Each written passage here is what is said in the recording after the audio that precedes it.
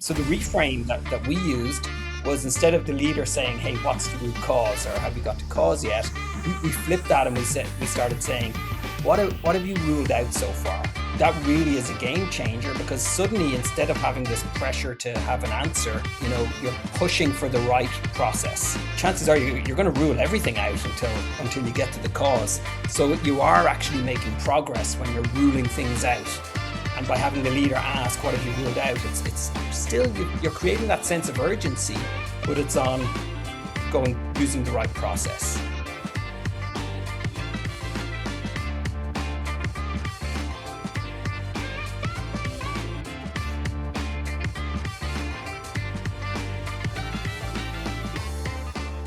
Hello and welcome to another edition of the Lean Solutions Podcast. I'll be your host today, Shayne Daughenbaugh. I'm very excited here with the topic that we have today. I'm going to just jump right into it, but I want you to think about this before we get started here, because I have a question for you, the listening and viewing audience. Today's topic is going to be one of the main reasons problem solving fails organizations, even organizations that have great people and great tools. So give a quick pause to this and ask yourself this question: what might be one of the main reasons why problem solving fails? Like, come up with a list of maybe 2 or 3 different things you can think of. I'll wait. Okay, so you got it? Fantastic. There's your list. Let's see how accurate you were with the guest that we have on today. Seamus Maguire is a VP of Operational Excellence and Lean Systems, and a Lean Systems leader with over 20 years of experience in the medical device manufacturing industry. A Lean System Leader Master Black Belt, a Six Sigma Black Belt, Seamus is also the author of the recently published Finding Fact Before Fixing, a book focused on helping professionals avoid false assumptions with solving problems. Now, that might have given away the answer, but welcome to the show, Seamus. I'm very excited to have you here. Thank you very much for having me, Shayne. Delighted to be here. So what is it like to be a newly minted author? Like, did things change? Did people asking your autograph, anything like that? I got maybe 1 or 2 additional messages on LinkedIn. But nothing major has changed. But I guess the process of writing the book really consolidated my thinking around the topic, which was a really nice bonus. Which is, yeah, that's awesome. Kind of surprising though, because you've been working in this field for over 20 years, dealing with this. Mm-hmm. So having spent all of this time around problem solving, and particularly around just a nature of law of averages, problem solving that doesn't work, right? Yeah. Like, can you walk us through an example? I mean, it doesn't have to be, but maybe even one of your personal examples of where you, from your own work there, where Sure. a team was so sure they had the root cause, but found out that they were wrong. What happened? I mean, I have a lot of examples to pull from. Of other people, of course, in faraway places. I'm not going to name names or companies or go into too much details on products. But I guess a good example would be, we were making a widget or whatever, and it's multi-layer or multi-component. And a good example was where, we were having a defect, and it was a little brown line that we didn't want. And the immediate reaction was, hey, that's either mishandling, so operator error, Right. or, it could be the raw material from our supplier. So most factories have a kind of a go-to cause that people jump to. So in this case, it was this particular site had raw materials from the supplier was kind of one of their go-to causes. So they jumped on this straight away, and it was qualified people that were saying, hey, it could be this, and immediately started saying, okay, let's swap out a new batch of raw material. And then it took about 5 days, and we realized that hasn't really helped. So the next thing they did was, let's swap in another batch of raw material. That should fix it. And it's like, and it didn't help, So another delay. So you're 7 to 10 days here. Whatever. Problem. Yeah. So it's costly. So you're, to react fast, actually just push the cost to further down the road. So, it finished up well in the end. So a supervisor, she had been an operator for a while as well, had a few thoughts, and one of them was that it could actually be not even be the raw material or even the thing we thought was ripped. And she said it could be something else. Maybe it's too much glue. So I said, hey, go make a defect, you know? So I came in the next day and she said, hey, Seamus, I've got some good news and some bad news. And I said, hey, well, what's the bad news? Right. Let's start with the Give bad it to me. Yeah, yeah. I'll swallow that pill first. And she said, I made 10 parts and 8 of them failed. And I said, okay, well, what's the good news? And she goes, I made 10 parts and 8 of them failed. So, Yes. you know, so the thing was, we knew then she had done her experiment and she knew for a fact that it was the glue. And then we had to dig into that further and solve Sure. it. But it just highlights, you know, the doing an experiment is a lot of effort compared to Right. just trying to think your way through it, you know? Right. So I But think so is waiting 7 to 10 days before you solve ex- solve exactly, this. yeah. Yeah. And I think, you know, when it was what we were so sure that that was this, that the change in raw material was the solution, that we felt we'd fixed it as soon as we swapped it in. You know, it was just a matter of Ready to move course. on to whatever was next. Yeah, yeah, you know, and sometimes it does seem to go away, but that's just, you know, yourself natural variation, and then it comes back to bite you. Um, Sure. You mentioned just trying to quickly make changes because I get that need to make those corrections really fast, figure it out, hurry up because you don't want the line down, you don't want mhm. the product waiting, you don't want the client waiting, Yeah, your customer, right? absolutely. Yeah, So um you make the case that it's not the bad tools. We have lean tools. Those are great. A lot of companies use them. It's not bad people. We have great people that have been trained in this. But what's actually going on, and I find this very interesting because I think we're going to go into a little bit of neuroscience, a little bit of the brain that makes us feel like a good guess that's fact. Well, I think this is it. So let's just all eggs in this basket, blow forward and move it. Like what's going on here? yeah, yeah. I mean, it's a great point, and there's a lot happening. I think in when we're at that point in problem solving, and we're a guess starts to almost in our minds turn into a fact. So I think the first thing is we're kind of wired for speed. You know, we come from a long Sure. line of people who have been making fast, good decisions from a survival point of view. So Yeah. you know, we're kind of wired to make quick calls. You know, we get rewarded for making correct decisions. So that's one Right. part of it. Also, there's a lot of these, you know, cognitive biases that are going on. So there's the anchoring bias. So the first idea that pops into our head, we kind of get anchored to, and that's like our gut feeling, and we just simply cannot let go of that. I am such I feel You this. I know? feel in my core. I Yeah, feel yeah, yeah. And I get it too, you know, and it's really hard to let go of it. And then, you know, that's kind of overconfidence.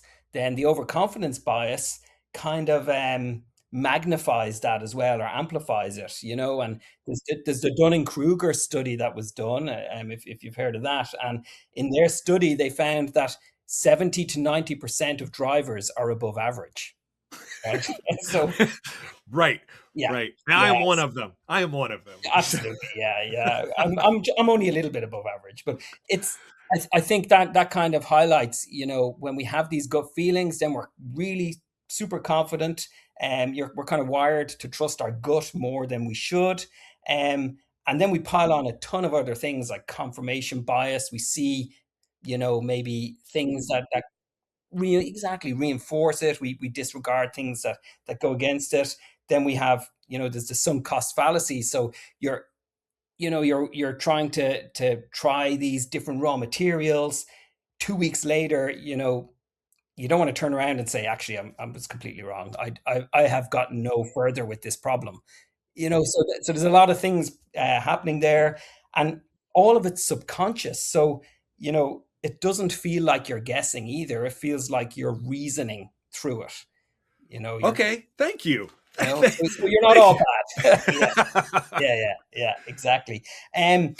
So I suppose when the group think comes in, and especially if it's like an engineer or someone of authority that is is coming up with these gut feelings and driving them forward, then the Yeah. group think takes over. Everyone agrees, and suddenly consensus, kind of feels like evidence. And that's kind of a trap that we all fall Right. into. Like, and that's all of those things you mentioned are so easy to do. Yeah, And then when you just allow it, because this is how we've done it, you combine it, it makes this knot of yeah, things that just never get done.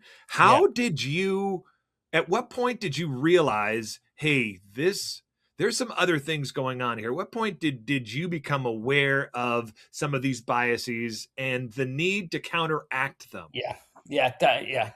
Good question. So, I've been doing a lot of problem solving, whether it was Six Sigma, A3, um, and actually a lot of them were not giving the results that, according to the textbooks and everything, Sure. that they should be. We're trying to solve problems and we're just getting nowhere, and problems aren't going away either.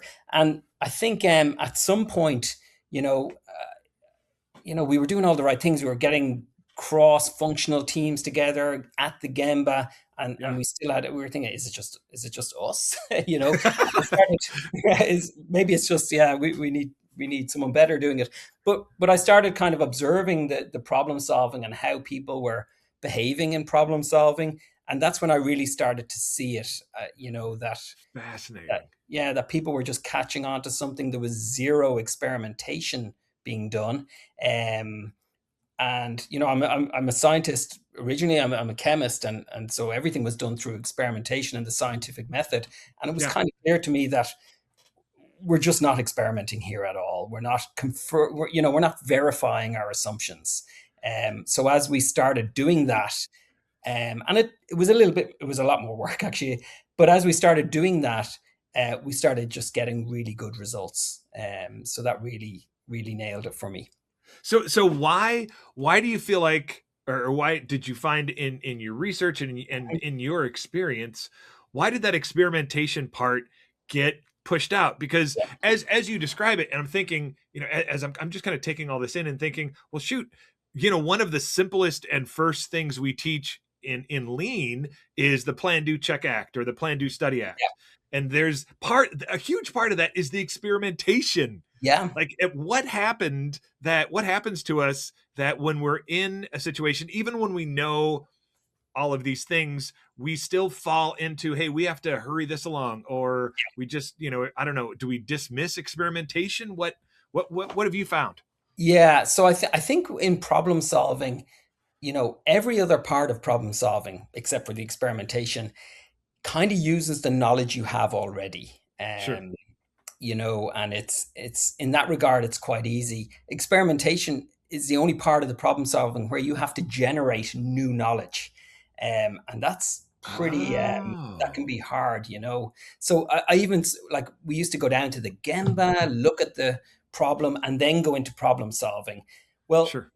also, going to the Gemba can be a hypothesis test. So the only gap was we didn't have the right question. So when we started, actually a really Interesting. quick one for your listeners as well, like, Yeah.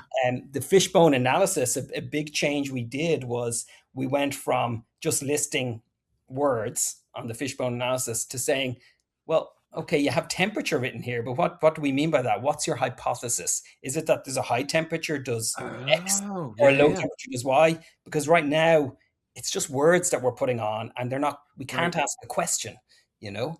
So that really helped actually. Oh, Um, fascinating. So what I'm hearing you saying, correct me, bring me back in here. yeah, In those, when we're talking about the fishbone diagram, in those, like, the categories we have, man, machine, all yeah, whatever you choose, you're saying, instead of just having words or yeah, categories, have a hypothesis, or are you saying have a category and a hypothesis? yeah, Is it yeah. both? Exactly. So you pick a few things on each category, but instead of just putting single words, at least have a hypothesis. Otherwise, you're not really brainstorming, you're just brain dumping, words Right, right. related to that category, so that takes a little bit of practice. I think also experimentation takes time, and in a high pressure environment when we're trying to get rid of a defect, a lot of people don't, you're trying to solve this as quickly as possible. And in the best intention, with the best Right. intention, you're trying to get this done. The last thing you want to do is go and spend, 2 days trying to gather input to output data at the unit level. Because very often it doesn't yield anything. But if you do that enough, you will yield, some good information. So yeah. So I'm curious, in talking about high pressure, like I want to understand the people side of this, because we're working with people here, right? All of this has to do with Yeah. people, and they're good people.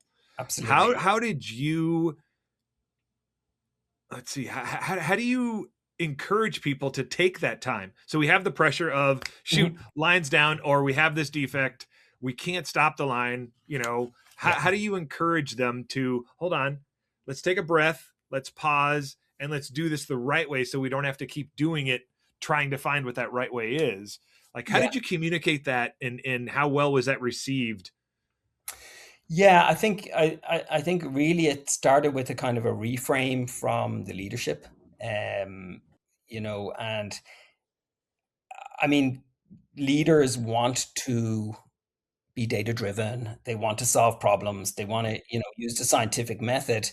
And at the same time, I'd often hear phrases like, "Hey, what's the root cause?" or "Have we got to root cause yet?" Which puts everybody on the defensive, and people start just. One person referred to it as putting lipstick on a pig. They get that gut assumption they've made, and they just start dressing it up and saying, "Yeah, okay, well, I'm pretty sure it's this," and then that pushes them further down that avenue of trying to prove that they know what's going on. So the reframe that we used was, instead of the leader saying, "Hey, what's the root cause?" or "Have you got to cause yet?" we flipped that, and we started saying, what have you ruled out so far? Okay. Oh, okay. Yeah, and that really is a game changer, because suddenly, instead of having this pressure to have an answer, you're pushing for the right process. And people getting because chances are you're going to rule everything out until you get to the cause. So you are actually making progress when you're ruling things out. And by having the leader ask, "What have you ruled out?" It's still, you're creating that sense of urgency, but it's on using the right process. Right. So that worked really well. And Interesting. Yeah. another one was, I'd often hear leaders say, "Hey, you know, uh, what data have we got? Do we need more data?" Okay, you'd often hear that, and again, it's with the best intention, but a big issue I see with problem solving, where experimentation or hypothesis testing is skipped, is when people try and use the data they already have. Okay, so it's not we need more data. Data is useless, right? Unless you have a question. So you got to have a question first. So Interesting. Yeah. we started saying, "What question do you want answered?" And then, okay, well, what data do we need to generate? Because the data was Right. created for something else, not for this problem. And very often it's averaged and it's batched, and we don't have it on the unit level. And that's really what you need. If I take this one input and change it by this amount, it will have this output on this unit. And then you get loads of that data, and you can do all kinds of magic then. Right. Okay. So Yeah. here's the two things that I've heard so far. One, the reframe comes in the Mhm. question. It's not finding the right answer. It's what are you eliminating? Right. That's Yeah. what I hear. Which Yeah. I find that what are you eliminating? Like that encourages me to dig a little bit deeper, because Yes. once I think I find the right answer, I'm done. But if I continue to look for things that aren't working, then Yes. that keeps me digging a little bit deeper. You're really trying to improve. Then data is one of the resources you have. Yeah. But like, I love how you said that, because data could be completely meaningless. Data is not information. Data Exactly. is just it's content that then Yeah. has to be filtered. It has to answer that question. Yeah. Yeah. And how you pointed it out that one of the flaws could be in data. It wasn't the data we've collected wasn't produced or collected for this particular answer. It Exactly. might be narrowed down. It might be too small, it might be too big. But Mhm. now that we have a question, we can then find the appropriate data to ask that question. Interesting. 100%, 100%. And the amount, yourself in a factory, on a process or a product, the amount of variables are almost infinite. Right. So you're never going to have enough data if the variables are infinite. Right. And you can't just hope that somehow maybe it might happen the odd time, but you're it's not a good strategy to hope the answer will just kind of, develop out of the data. Right. Yeah. And I think that's where AI can be really useful. And I think humans need to have come to the game board with the questions and then use AI to answer the questions rather than just, Right. hey, AI, can you solve this, please? Right. So if we're reframing this, we've reframed the question, reframed how we're trying to approach it. It almost sounds like we're doing kata, the Yeah, practice of yeah, kata, right? Where exactly. here's Yeah. our hypothesis, this is our Mhm. threshold of knowledge. All this Yeah, data is on this side of the line. We need exactly. that data. So what's the experiment? So basically, you're taking kata and using it in a very fluid way, but using it to problem solve for Yeah. bigger solutions. Uh, exactly. I mean, CADA is based on the scientific method, and Right. that's exactly what we're talking about. And Yeah. the CADA is great, and kudos to Mike Rother, I think it was that put that together, and Yeah. the experimental record. I mean, I'd recommend anybody to read the CADA books, especially the field. I think it's the field manual one is Mhm. super good. That's what I tell people. Yes, the field Yeah, manual. it's really good, and the experimental record is beautiful. So that's a great tool to use for your listeners. I think yeah, I had another comment on data, but I've forgotten it now. Oh yeah, another experimental way of experimenting, of course, is going to the Gemba and seeing with your own eyes. So when there's a hypothesis that can be that's observable, like, hey, Johnny's tightening it too much or something. A leader can role model and lead by example and say, okay, let's go down and observe Johnny and see if he's tightening it too much. And it's so fast. Right. Um, so that's poor Johnny gets a bad rap when I'm giving examples, but Yeah. yeah. So leaders can really help with that, reframing their questions to drive the right process, Okay. and then also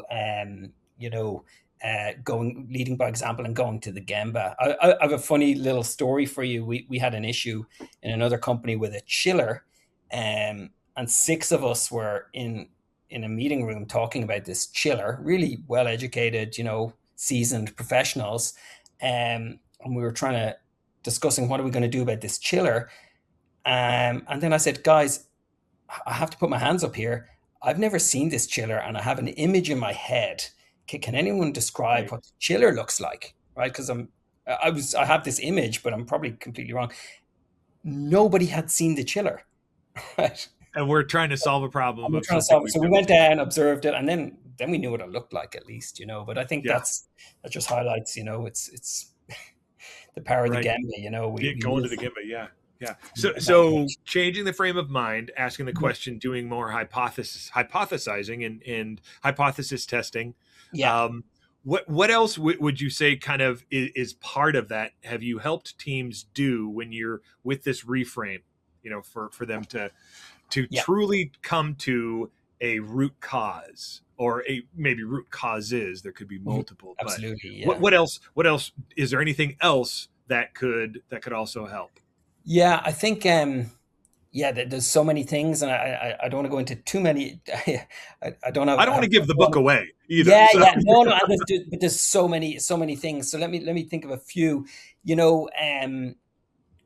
I think I'll give you a really nice hint.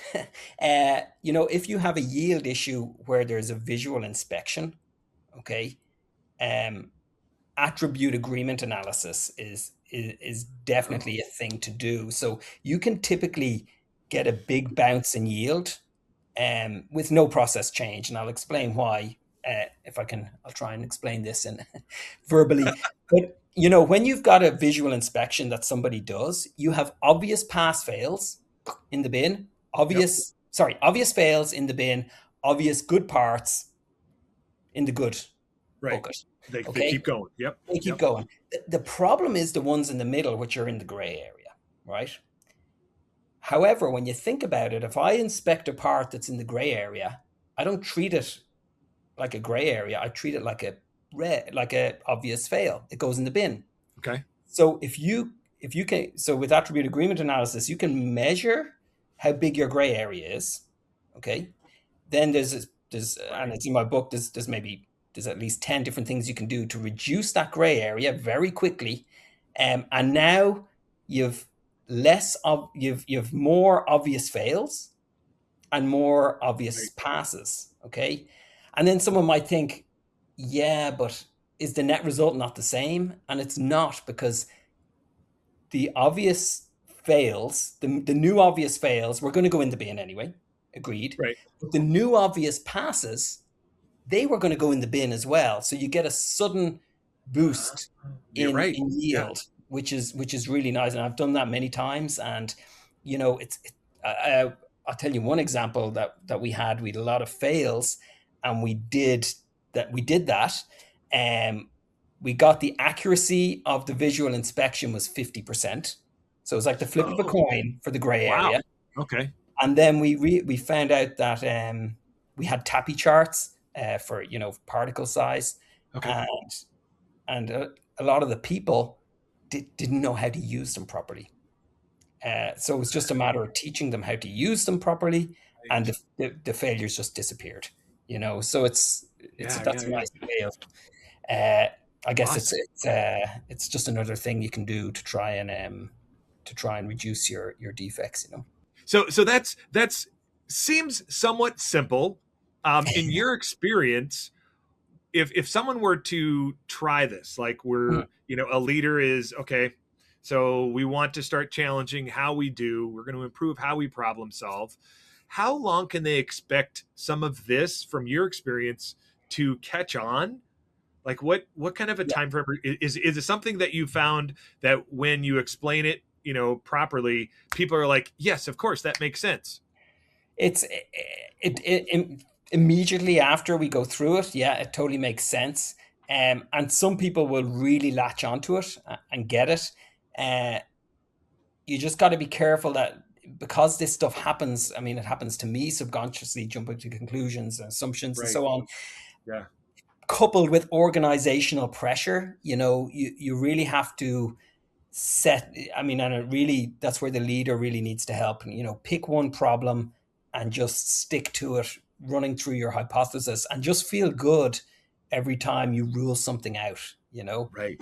Yeah. um Now there you can use the is not tool, or I describe it in my book like a logic sieve. You can use that. If you've got 50 hypotheses, you can put it through that is not or logic sieve, and get down to maybe 3 or 4 hypotheses that you can test. So that's really nice. And that anyone can look that up anywhere, how to do that. But yeah, so it's that's a nice tool as well. But I think just stick with it, and feel, another reframe is, we're making progress when we rule things out.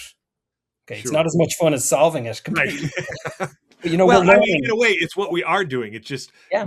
it's just taking a little bit longer. So if this doesn't land right, like, so let's just take this just a little bit further. Mhm. We've given our listeners, hey, here's how you can do it. Here's what you can expect. If it doesn't land right away, maybe you have some older people that have been in this biz for a long time. They know how it works. Don't bother me with all your fancy little asking questions and Yeah. whatnot. I know that it's going to be, there's too much damn glue. Okay. So less glue or whatever. If it doesn't land first, what can leaders do to try to help massage? And again, it's the people part of things. Like, we don't want to Mhm. just railroad. We don't want to do this to them. We want to do this Yeah. with them. So what have you found that helps when people seem to be a little bit resistant?